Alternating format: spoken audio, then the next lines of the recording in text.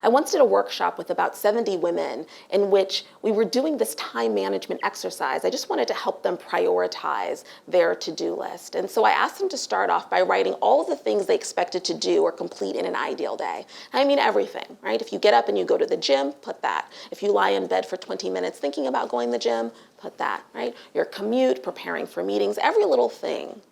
And then I asked them to write down how much time does it take you or would it take you to do every single one of those, and then to sum it at the bottom.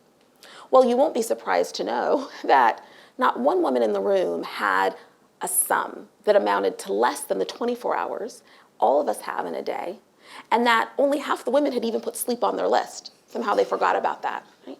It's no wonder that so many of us are walking around with these feelings of inadequacy, given the fact that what we imagine ourselves to be doing, the expectation that we have about what we should be literally doing each and every day, is humanly impossible.